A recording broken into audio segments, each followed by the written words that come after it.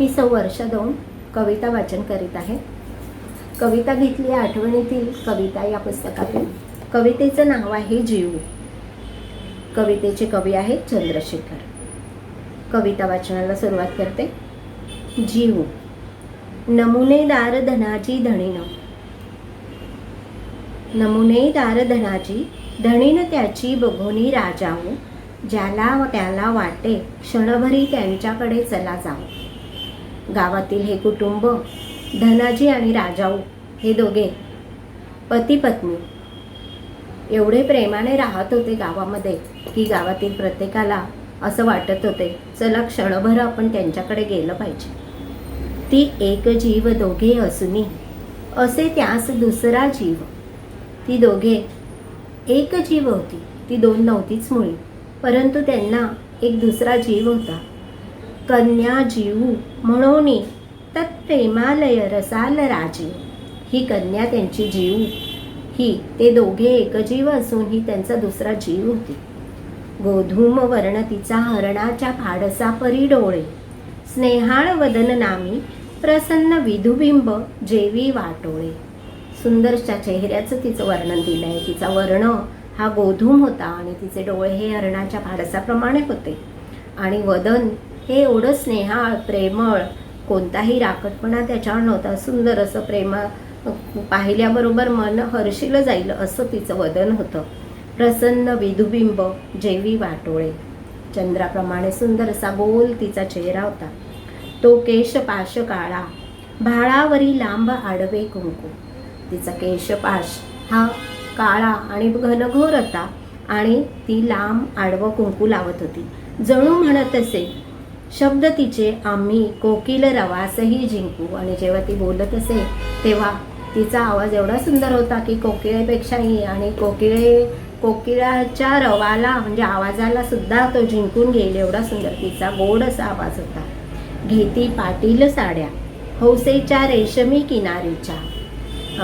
धनाजी पाटील तिचे वडील तिला ज्या साड्या घेत असत त्या रेशमी असत आणि किनारीच्या साड्या होत्या. ऐनेदार खडीच्या झळकती चोळ्या तया कुमारीच्या. ही जी कुमारी होती त्यांची म्हणजे लग्न न झालेली ती लेक होती त्यांची, आणि पाटील तिचे एवढे लाड करत, आईवडील राजाऊ आणि धनाजी तिचे एवढे लाड करत की तिच्या साड्या ह्या सोनेरी हौसेच्या रेशमी किनारेच्या असत आणि ऐनेदार चोळ्या तिच्या असत. साधीच कंकणे ती कदा तदाकार नागमोडीचे. कंकणं पण ती घालत असे पण ती अत्यंत साधी असत आणि नागमोडी तिचं डिझाईन असे. शोभती शुद्ध रुपयाचे तयावरी गोल गोठ जोडीचे. आत्ताच्या आपल्या याच्यामध्ये जास्त करून कुणी चांदीचे गोठ घालत नाही. फार जुन्या बायका असतील त्याच फक्त घालतात, परंतु ह्या जीवच्या मात्र अशा शुद्ध रुपयाचे, रुपे म्हणजे चांदी, या चांदीचे गोल गोठ तिच्या त्या कंकणांच्या भोवती असत. येता सुदीन सणांचा पुतळ्यांची माळ ती गळा घाली. प्रत्येक स्त्री कोणताही सण आला की पुतळ्यांचे नाही वेगवेगळे दागिने घालते. तर ही जी कन्या होती जीव, तर सण आला की ती नेहमी पुतळ्यांची माळ गळा घालत असे. तेव्हा शृंगाराच्या माहीत नवत्या नव्या तऱ्हा चाली. कारण त्यावेळी गोठ आणि पाटल्या आणि पुतळ्यांच्या माळा हेच फक्त दागिने असत. आत्ताच्या प्रमाणे वेगवेगळे मण्यांचे, प्लॅस्टिकचे, मोत्याचे हे दागिने त्यावेळी नव्हते. जाई आई संगे मळ्यात किंवा खळ्यात ही कन्या साधी निसर्ग सुंदर दिसे तदा देवता जणो म्हण्या.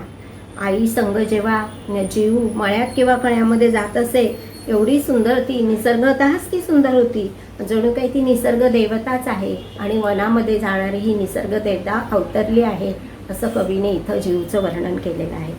अपवादात्मस्पद जितकी रूपवती गुणवती ही तितकी.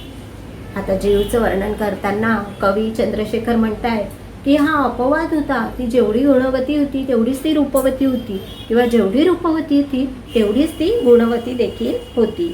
बहुधा गुणरूपांचे अवस्थेची दिसते प्रमाण मूर्तीत ती. आपल्याला नेहमी असं आढळून येतं की जर गुण असतील तर तिथं रूप नसतं आणि रूप असेल तर तिथं गुण नसतं, परंतु इथं तसं झालेलं नव्हतं. हे व्यस्तचं प्रमाण जीवच्या बाबतीत नव्हतं, ती दोन्ही बाबतीत अत्यंत तिला सगळी संपन्नता लाभलेली होती, असं कवीने तिचं वर्णन केलेलं आहे. कातीव सूत ऐशा येत तिला शेवया वळायाला. ती जी शेवया करायची, ती स्वयंपाकात एवढी हुशार होती की ती जी शेवया करायची त्या कातीव सुताप्रमाणे असत. ह्या फेण्या म्हणून तिच्या लोकभ्रम कुरड्यांवरही झाला. आणि तिच्या कुरड्यांचं वर्णन कवीने इथं असं केलं आहे की लोकांना वाटत होतं अरे हिच्या कुरड्या म्हणजे जणू काही फेण्याच आहेत. तर तिच्या कुरड्यांवर लोकभ्रम होता की ह्या फेण्या आहेत की काय.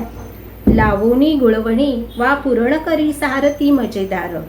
गुळवणी लावून पुरणाचं सार, पुरणपोळी करतो तेव्हा जो आपण सार करतो, कटाचा रस्सा करतो, तो ती एवढा मजेदार करे की ऐसे की ते सेवुनी हुशार व्हावा मनुष्य बेजार. आणि बेजार झालेला, दमलेला, भागलेला मनुष्य तिच्या त्या पुरणपोळी आणि सार खाऊन, जो सार तिने बनवलेला आहे तो खाऊन जणू एकदम हुशार होऊन जात असे, एकदम ताजा तवाणा होत असे. गुलगुलीत मलमली परी करी झराझर कशा करे पुरणपोळ्या. तिने ज्या पुरणपोळ्या, आता आपण साराचं वर्णन ऐकलं, आता तिच्या पुरणपोळ्यांचं वर्णन कवीने केलेलं आहे. तिच्या पुरणपोळ्या ह्या गुलगुलीत मलमली परी असत आणि भराभर करत असे, ती वेळ लावत नसे, फटाफट करत असे. काढूनी सुंदर कशिदा तिने शिवावाही रेखिल्या चोळ्या. आणि फक्त स्वयंपाकातच हुशार होती असं नव्हे, तर ही जीव ज्या चोळ्या वगैरे सुद्धा शिवत असे, शिवणकाम सुद्धा तिला येत होतं आणि त्याच्यावरती कशिदाकारी म्हणजे भरतकामामध्ये देखील ती हुशार होती. ती निंदणी खुरपणी जाणे बारीक काम शेतीचे. निंदणी खुरपणी हे शेतीची बारीक बारीक कामं सुद्धा तिला येत होती, हे कवी आपल्याला सांगतायत. आणि केवळ राजाऊचे वळण जसे उतरले तसे तिचे. आणि हे सगळे गुण तिला कुणाकडनं मिळाले होते, तर तिच्या आईकडनं मिळाले होते. तिच्या आईचं नाव काय बरं, तर राजाऊ. ह्या राजाऊकडून तिला हे सगळं गुण मिळालेले होते. आईचे गुण मुलीमध्ये येतात, त्याप्रमाणे राजाऊचे गुण जीवमध्ये आले होते. सुंदर असं वर्णन कवी चंद्रशेखरांनी या कवितेत केलं आहे. आणि माझी ही अत्यंत आवडती कविता लहानपणची आठवण आज मला वाचताना नक्कीच देऊन गेले. तुम्हाला पण ती नक्कीच आली असेल. धन्यवाद.